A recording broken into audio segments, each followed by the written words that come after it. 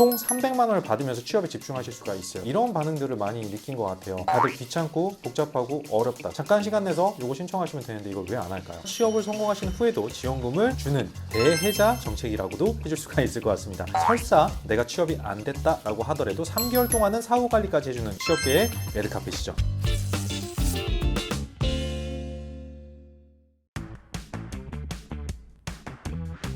자, 이 정책은요, 구직을 희망하시는 구직자분들 모두에게 취업 지원 서비스를 제공해주는 한국형 실업 부조라고 해줄 수가 있을 것 같아요. 자, 신청을 하시면 6개월 동안 월 50만 원 지원은 물론이고요, 직업훈련, 일경험, 연계 채용 지원까지 원스톱으로 한 번에 해결을 해주는 그런 정책입니다. 취업계의 레드카펫이죠. 자, 취업을 도와주는 정책이라고 하지만 취업을 성공하신 후에도 지원금을 주는 대혜자 정책이라고도 해줄 수가 있을 것 같습니다. 자, 취업 성공을 하시고 6개월 근속을 하신 이후에 50만 원, 12개월 근속을 했다 100만 원, 설사 내가 취업이 안 됐다 라고 하더라도 3개월 동안은 사후 관리까지 해주는 그런 제도. 이거 신청 안 하시면 진짜 손해인 게 최대 6개월 동안 300만 원 받으시면서 국가교육도 무료로 받으시고 온전히 취업에만 내가 집중할 수 있다라고 하는데 이래도 신청 안 하실 거예요? 자, 오늘의 정책 파헤치기 국민취업제도입니다.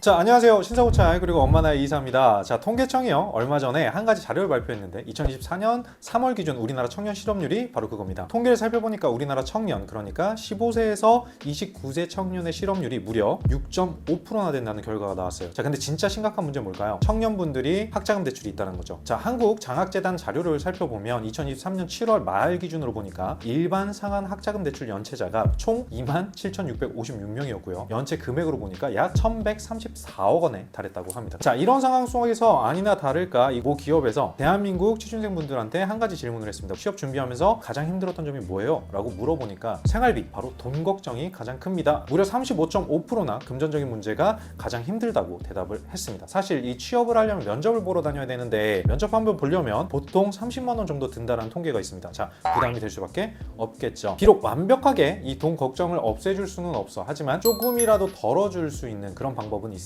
바로 국민 취업제도입니다. 자, 이건 청년분들에게만 해당되는 게 아니니까 이 취업을 희망하시는 전 국민분들이라면 오늘 이 내용들 집중해 주셨으면 좋겠어요. 많이 들어보셨을 거예요. 취업 성공 패키지라는 게 있는데 개인별 취업 활동 계획에 따라서 전문가분들이 이 상황을 진단을 해주고 그에 따라서 능력을 개발시켜주고 향후 취업까지 알선해주는 단계별 맞춤 서비스가 바로 이 취업 성공 패키지입니다. 지난 10년 동안의 결과를 한번 살펴보니까 200만 명 이상이 이 사업에 참여를 했고요. 취업하신 분들도 115만 명을 돌파한 아주 성공적인 정책이라고 할 수 있을 것 같아요. 자, 오늘 이 소개해드릴 국민 취업 제도가 바로 이 취업 성공 패키지와 청년 구직 활동 지원금을 통합해서 취업 취약계층에 대한 종합적인 취업 지원을 해주는 그런 제도다라고 보시면 돼요. 그러니까 얼마나 강력하겠어요? 그냥 어벤져스인 거예요. 그죠? 국민 취업제도 정의 밑줄 한번 쫙 그어보면 취업을 원하시는 분들에게 취업 지원 서비스를 종합적으로 제공을 해주고 저소득 구직자 분들에게는 생계를 위한 최소한의 소득도 지원을 해주는 한국형 어떻게 보면 실업을 부조해주는 실업 부조제도다라고 나와 있습니다. 자, 이 국민 취업제도는요, 유형 1과 유형 2 총 두 가지로 나눌 수가 있거든요. 첫 번째 유형 1의 혜택이 더욱 다양하다 보니까요, 이번에는 유형 1 위주로 제가 살펴보도록 할 거예요. 자, 유형 1의 대상은 또 두 가지로 나뉘게 되는데요, 요건 심사형과 선발형 두 가지로 이렇게 나눌 수가 있습니다. 요건 심사형에 해당하는 대상자를 보니까 15세에서 69세까지의 구직자분들 중에 가구 단위 중위소득 60% 이하, 그리고 두 번째 재산 4억 원 이하, 그리고 최근 2년 안에 100일 또는 800시간 이상의 취업 경험이 있으신 분들입니다. 그리고 두 번째 선발형 대상자로는 앞에서 말씀드린 요건 심사형에 충족되지 못한 사람이어야 된다는 조건 하나, 두 번째로는 18살부터 34세까지의 청년분들은 중위소득 120% 이하면서 재산 5억 원 이하의 취업 경험은 무관하다라고 합니다. 자, 근데 이런 정책들을 소개를 하는 방송을 찍다 보니까요, 이런 반응들을 많이 느낀 것 같아요. 다들 귀찮고 복잡하고 어렵다. 잠깐 시간 내서 이거 신청하시면 되는데 이걸 왜 안 할까요? 그냥 계산기를 한번 두들겨 볼게요. 주휴수당 뭐 이런 거 복잡한 거 제외해버리고 최저시급으로만 환산한 정말 심플한 계산으로 한번 보면 아마 여러분들께서 그럼 신청해 볼게 라는 생각 드실 수 있거든요. 뒤에서 제가 자세하게 말씀드릴 거긴 한데 이 국민 취업제도를 신청을 하시면 구직 촉진 수당이라고 6개월 동안 50만 원을 지급을 해주거든요. 50만 원 아르바이트해서 벌려면 얼마나 힘든지 한번 봐볼까요? 자, 2024년 최저시급이 9,860원이에요. 하루 8시간 최저시급을 받으면서 아르바이트를 한다고 생각을 해보면 총 78,880원을 벌 수가 있어요. 하루에 78,880원을 받으면서 일주일 일을 하시면 얼마야? 552,160원이 돼요. 자, 근데 대신에 일주일 곱하기 8시간 총 56시간 일하는 시간은 결국 소모하게 되는 거죠. 시간을 버리게 되는 거예요. 자, 근데 국민 취업제도를 신청해서 6개월 동안 6번의 취업활동, 구직활동만 이행을 하시면 총 300만 원을 받으면서 취업에 집중하실 수가 있어요. 더 넓게 한번 봐볼까요? 자, 8시간씩 7일 동안 일을 하면 56시간인데 이걸 6개월 동안 하면 336시간이에요. 하루가 24시간이잖아. 336 나누기 24 하면 대략 14일가량의 시간을 내가 세이브할 수 있다는 거죠. 그러니까 이걸 안 해야 될 이유를 저는 못 찾겠어요. 자, 근데 신청 전에 반드시 주의하실 점이 정당한 사유가 없는데 취업 지원 계획을 불이행, 즉 이행하지 않는 그런 경우를 이야기를 합니다. 국민 취업제도 참여하시는 분이 취업 활동 계획 수립을 위한 방문을 정당한 사유 없이 2번, 2회 이상 불출석하시게 되면 해당 정책 서비스는 중단될 수가 있습니다. 자, 그러니까 참여를 하신 분들은 반드시 성실하게 임해 주셨으면 하고요.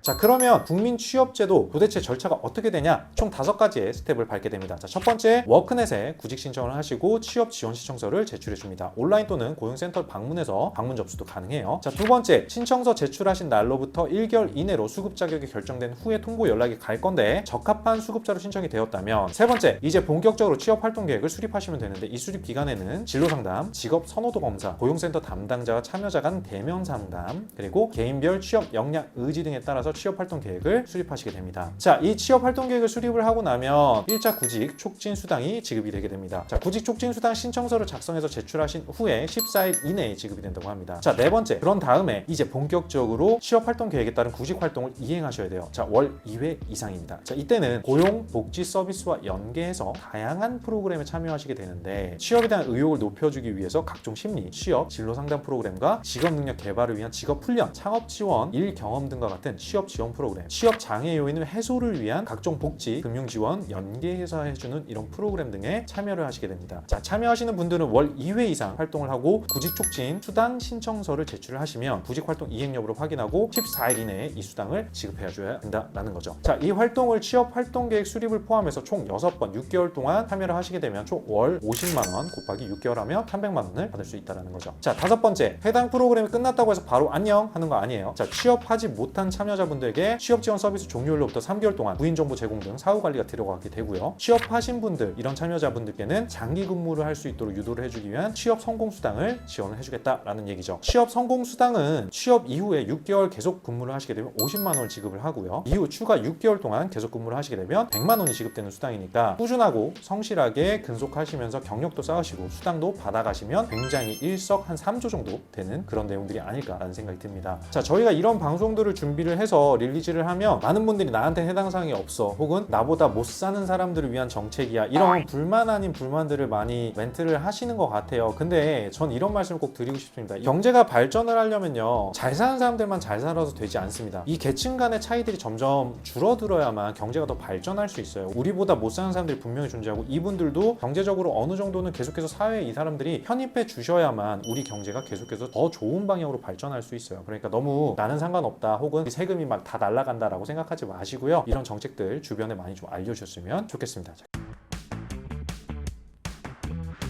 자, 혹시 외국인의 경우는 국민 취업제도 지원을 받으실 수가 없나요?